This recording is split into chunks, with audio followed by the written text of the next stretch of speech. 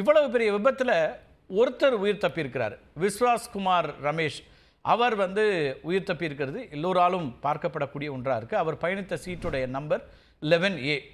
ஏர் இந்தியாவுடைய போயிங் 787 விமானத்தில் 11Aங்கிறது எக்ஸிட்க்கு அருகில் இருக்கக்கூடிய ஒரு சீட்டாக இருக்கும். இதற்கு முன்னதாகவும் பல விபத்துகளில் ஒருவர் மட்டுமே உயிர் பிழைத்த சம்பவங்களோட நடந்திருக்குது.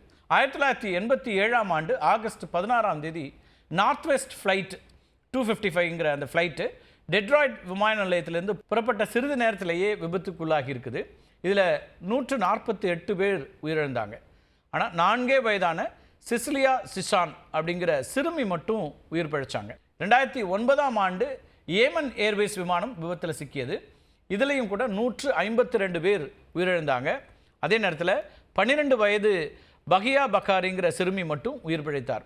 1985ஆம் ஆண்டு 70 பேரை பலி கொண்ட லாக்ஹீட் L-188 எலக்ட்ரா விபத்தில் உயிர் பிழைத்த ஒரே நபர் ஜார்ஜ் லாம்சம் ஜூனியர் அப்படிங்கிற ஒருத்தர். இதே மாதிரி 2006ஆம் ஆண்டு கென்டக்கியில் ஒரு விமானம் விபத்தில் சிக்கியது. 49 பேர் உயிரிழந்த நிலையில் ஜேம்ஸ் போலஹின்கே அப்படிங்கிற ஒருத்தர் மட்டும் உயிர் தப்பினார்.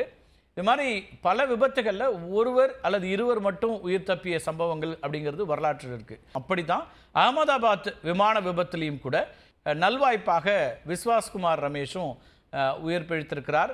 அந்த இன்சிடெண்ட்டை நான் தன்னால் ரீகால் பண்ணவே முடியல அப்படின்னு சொல்லியிருக்காரு.